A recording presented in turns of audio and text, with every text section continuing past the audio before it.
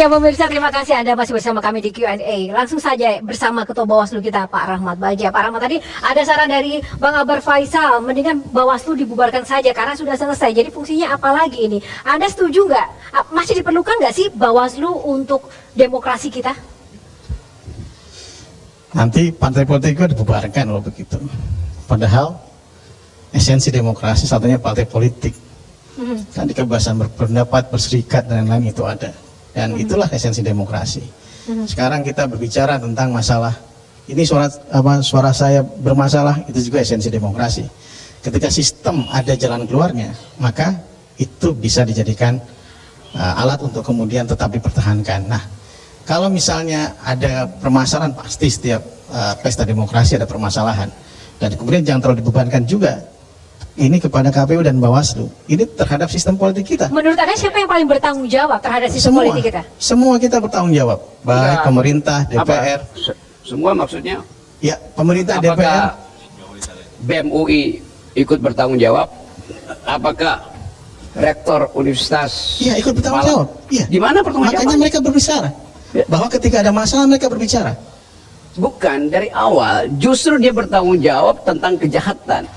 Ya, itu hak kebebasan berbicara, tapi kalau dibilang semua bertanggung jawab, memangnya anggota DPR atau Bawaslu diverifikasi oleh BEM? Kan enggak? Anda kan semua datang untuk minta jadi punya jabatan itu, mengunjungi ketua partai, bukan mengunjungi BEM UI atau BEM UGM.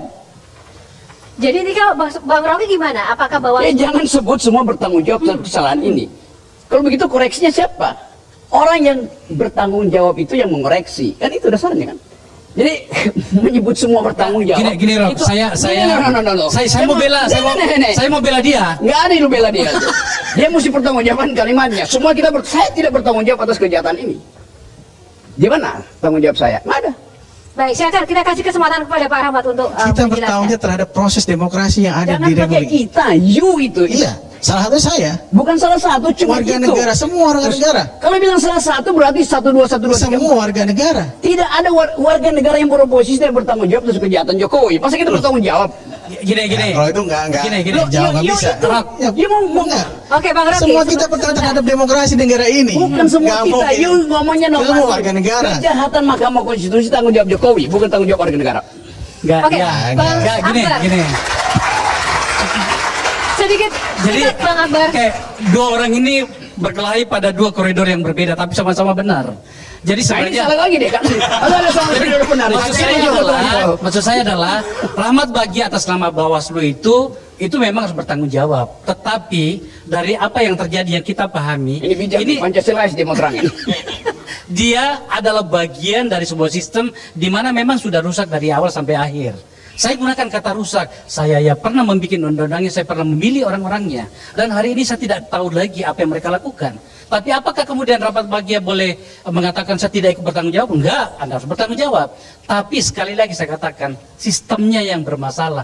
Makanya saya gunakan tadi kata riset. Kita meriset partai politik kita. Karena sudah nggak benar ini kok. Saya sudah tidak mengenal lagi. Nanti anakku ketika dia akan menjadi politisi harus mengenal ketua umum partai ini. Sudah salah dari awal. Harus berkenalan dengan nanti ponakannya Om Rahmat Bagja supaya diperhatikan. Sudah nggak benar. Jadi intinya sekarang kita ingin mendengarkan pada malam ini Pak Rahmat Bagja seperti apa sih komitmen Bawaslu ya untuk bisa siap bertanggung jawab dengan fungsi dan tugas yang memang sudah diemban dan sudah ditetapkan di Bawaslu. Fungsi pengawasan seluruh tahapan pemilu. Ini ada komitmennya jelas. Ya. Apa yang terjadi pelanggaran kita akan tindak lanjuti. Sejauh mana kita bisa percaya bahwa Bawaslu akan benar-benar netral dan jurdil? Ya silahkan dinilai. Saya kemudian tidak bisa memuaskan semua.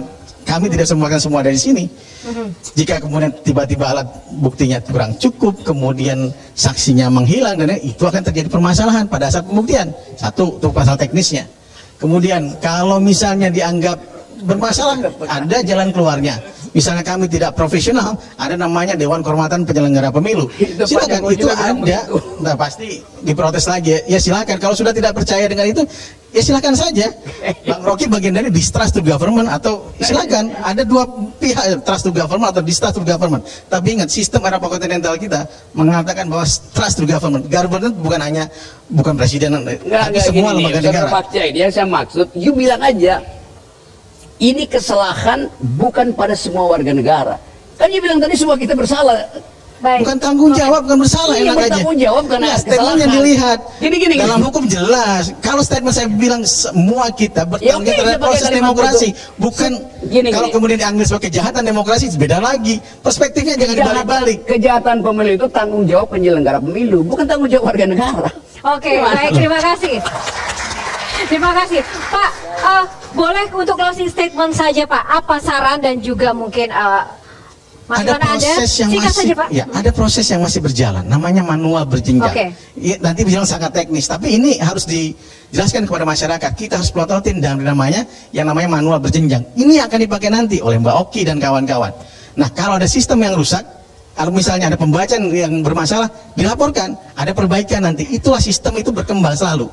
Jadi jangan sampai ada masalah, ini masalahnya di 2000 TPS, laporan teman-teman KPU. Dari 380.000 TPS, masalah image dan lain-lain. Nah, yang 2000 ini kita perbaiki, bukan kemudian 380.000 kita hancurkan semua. Nggak bisa seperti itu. Ini negara ini harus berjalan, proses demokrasi berjalan. Ketika demokrasi stop, maka seluruhnya bermasalah. Baik, menurut saya. terima kasih. Tepuk tangan untuk Ketua Bawaslu kita. Mbak Oki, singkat saja Mbak, harapannya apa? Silakan Mbak.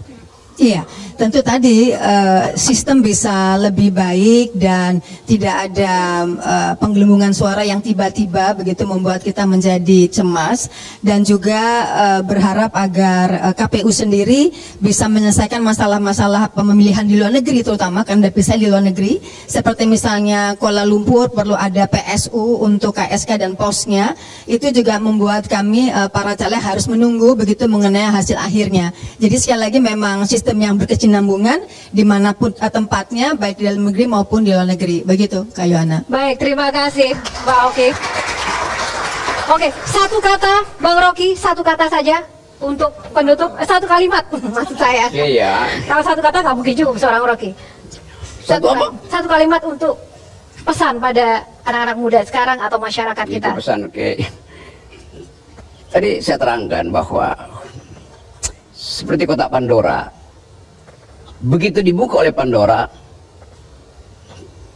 evil evolves, itu kejahatan kemana-mana. Tetapi di dasar kotak itu masih ada tulisan only hope remains. Itu kalau kita belajar tentang mitologi kan.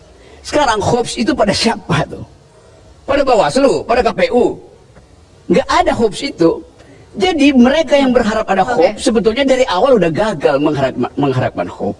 Baik. Jadi sekali lagi buat milenials itu, lakukan sesuatu, ucapkan bahwa ini adalah pemilu paling dungu. Terima kasih. Baik, Kang Maman silakan untuk penutup epilognya. Katakan saya masih punya hopes, masih punya harapan bahwa demokrasi di negeri ini belum rip, masih urip, belum mati, masih hidup. Tapi berikan ruang pada pengharapan untuk mendapatkan penguatan dengan dibebaskannya pergulatan-pergulatan, perkelahian kecerdasan atas semua temuan di lapangan, dengan ditindaklanjutinya secara sungguh-sungguh semua laporan-laporan seterang-terangnya, sampai akhirnya semua legawa bahwa hasil akhir yang terpampang memang itu hasilnya. Dengan demikian, perubahan, kelanjutan atau keberhasilan melawan kecurangan adalah bukan semata kemenangan 1, 2, atau 3, tapi kemenangan semua, kemenangan Indonesia. Harusnya seperti itu. Syaratnya, kata Rocky di awal, negeri ini butuh angka moral, bukan semata angka elektoral. Dan Sujiwo Tejo mengingatkan kita, hati-hati dengan keheningan. Karena keheningan biasanya lebih nyaring dari suara senyaring apapun. Baik. Terima kasih Kang Maman untuk penutupnya yang luar biasa, dan terima kasih untuk para panelis, Bang Rocky, bintang tamu Pak Rahmat, Mbak Oki, Semi, Gian, dan rekan-rekan di studio. Terima kasih juga pemirsa yang sudah bersama Q&A. Kita kawal terus demokrasi, boleh ada trust isu, tapi kita tidak boleh pesimis terhadap negeri ini karena kemajuan ada di tangan kita. Dan demikianlah Q&A, semoga bermanfaat untuk Anda. Terima kasih, sampai jumpa lagi dalam Q&A. Bismillahirrahmanirrahim guys, sekarang ada Babe Roland, Babe Roti Molen. Roti ini dibuat yang pasti rasanya enak ya, ada 3 rasa. Ada pisang keju, ada tape keju, ada pisang coklat. Ini dibuat tanpa bahan pengawet. dan melayani pesanan-pesanan kalian yang seputaran Jabodetabek, bisa buat nemenin ngopi, buat acara-acara boleh. Dan ini karena gue paling suka pisang keju, nih gue dulu yang nyoba nih. Nih dia tuh kayak crunchy gitu depannya itu. No.